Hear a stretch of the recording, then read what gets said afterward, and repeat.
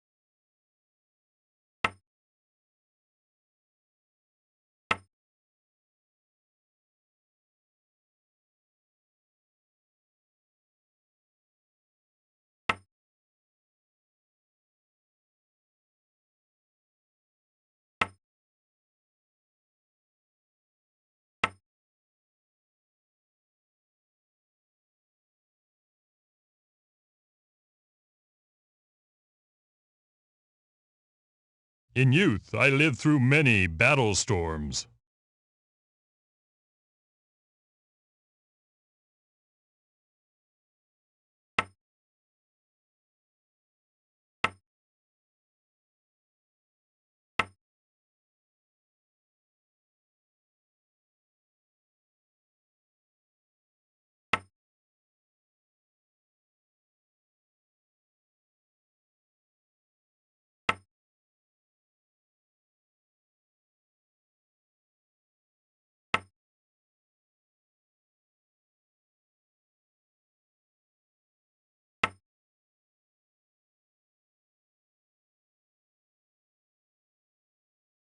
In youth, I lived through many battle storms.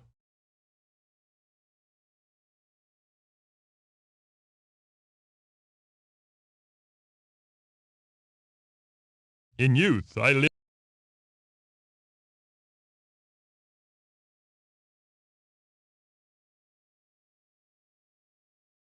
Before you make your move, visualize it in your mind.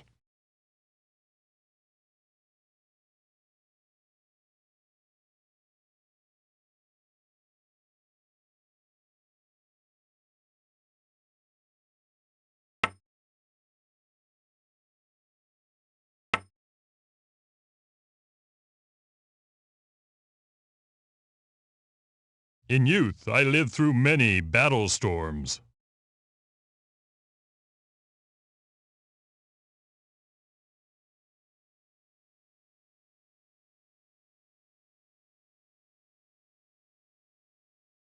Before you make your move, visualize it in your mind.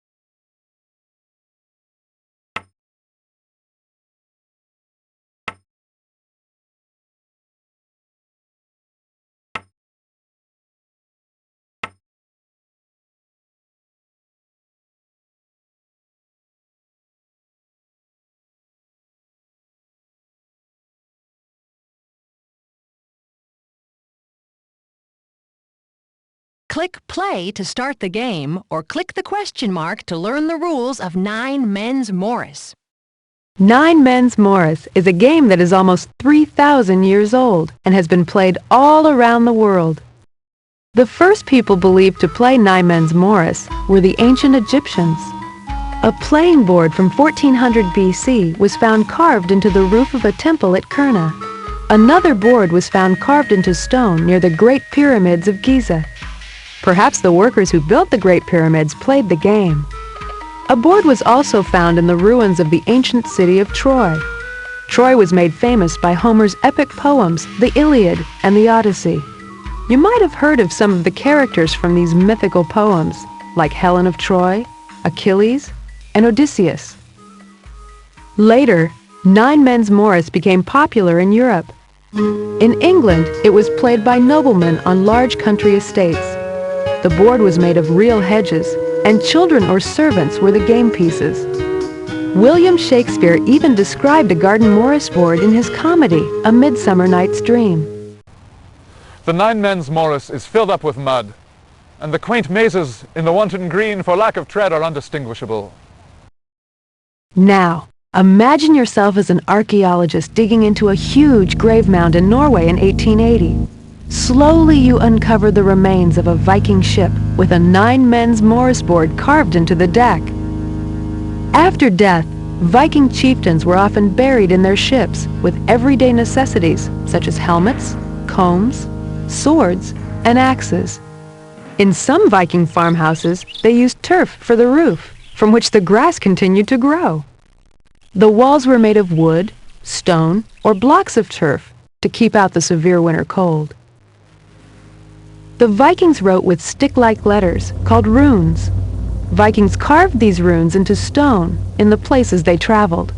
This inscription says, "Wealth dies, kinsmen die, a man himself must likewise die, but word fame never dies for him who achieves it well."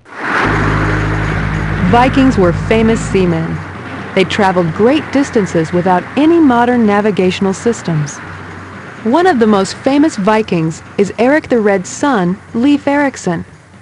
Many historians think that around 1001 AD, he sailed to what is now Newfoundland on the North American continent. He called it Vinland. This was almost 500 years before Christopher Columbus's voyage. When you play Nine Men's Morris, you face the same challenges confronted by the Egyptians, the Trojans, English kings, the Vikings, and all the others who have enjoyed the game for thousands of years.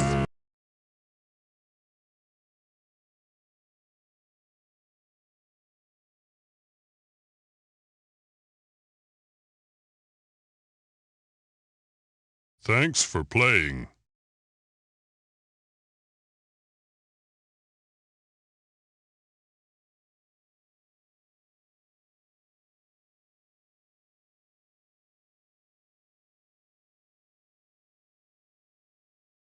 Hello, my friend. Are you ready to play Gomoku? Drag the challenge level slider to set the difficulty.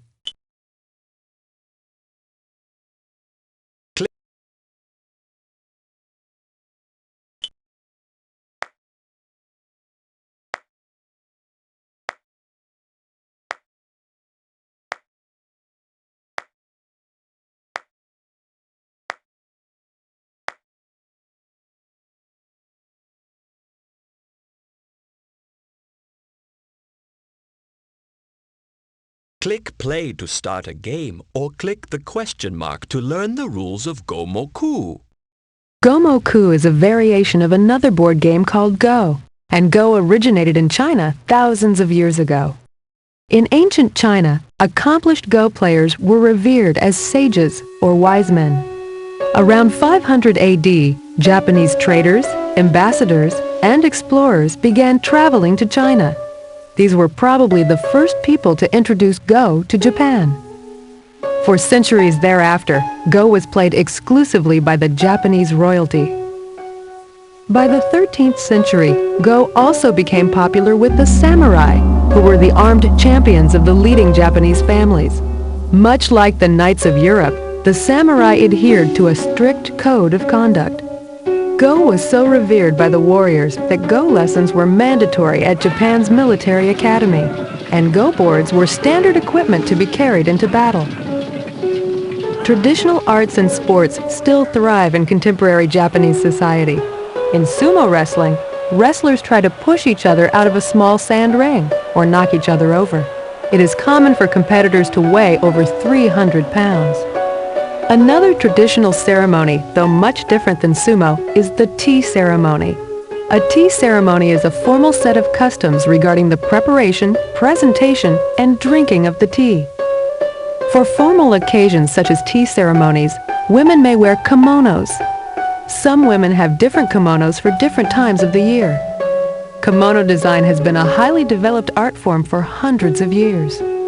Another unique Japanese art form is kabuki theater. Kabuki combines song, dance, and acrobatic skill. Kabuki performances have elaborate settings and have costumes that weigh as much as 60 pounds. A much different type of Japanese theater is the no play. Actors in a no play wear masks that represent their characters and their emotions.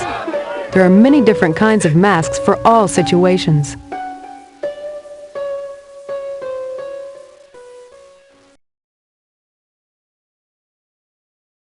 Sayonara. Goodbye. Welcome. Let us play Mancala. Drag the challenge level slider to set the difficulty. Then click Play Computer to play against the computer, or click 2 players to play against a friend.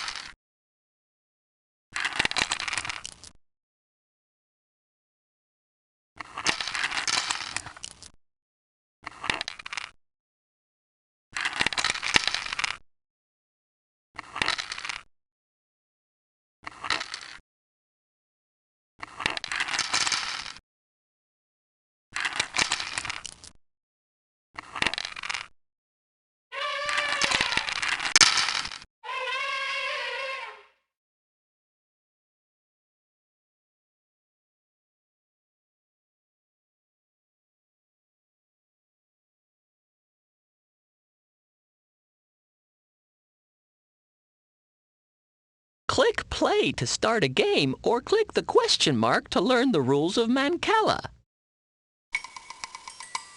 Mancala is an ancient board game that has been played for thousands of years all over the world.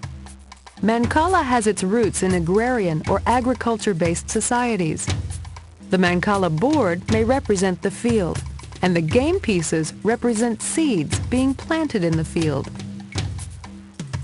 Variations of the game continue to be popular today in many countries. There are as many names for Mancala as there are variations of the game. In Africa, many tribes carve elaborate Mancala boards in their native art form. Some boards are up to 20 feet long. One of the tribes that plays a variation of Mancala is the Maasai tribe of East Africa. The Maasai live in a large area of wilderness near the Kenya-Tanzania border. Sopa, welcome to my tribe, the Maasai. After a hot day of hunting or running through the midday sun, we are ready to relax, sit in the shade, and play Mancala. The equipment you need is so simple. You can play by just drawing a board in the dirt and using stones for pieces. Even these young cowherders have time for a game now and then. My people are semi-nomadic, which means we move from place to place, staying wherever there is grass and water for our cattle. Here you see our new village, or boma. Our houses are built of sticks, mud, grass, and cow dung. Did you know that in our tribe the men often have long hair? Our warriors dye it red to look more fierce. Warriors must undergo an initiation ceremony after spending more than a month training. At a special camp, the warriors-to-be fast, pray to our god, Enkai, and learn traditions from our elders. We do not fight very often anymore, nor raid for cattle like we used to do. However, our warriors still practice traditions that have existed in our tribe for hundreds of years. This is my mother, Ngoko. She and the other women in our tribe shave their heads, as we think that is beautiful. My mother has collected sticks for my brother to make into spears. I hope you have enjoyed hearing about my people, the Maasai. Now it is evening here, and I am going to sit around the fire with my friends to listen to our elders telling stories about our tribe's travels and adventures. Good night.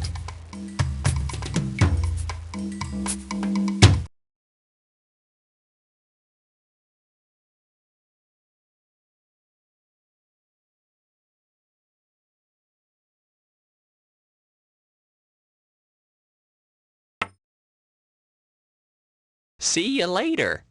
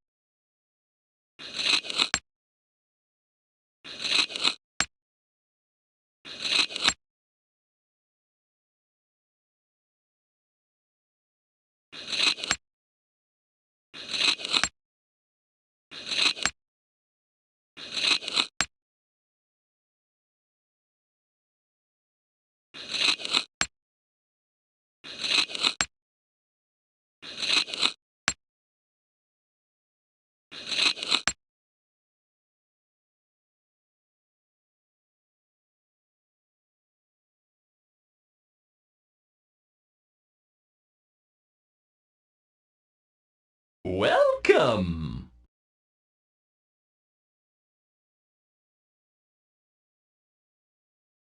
To you I say goodbye.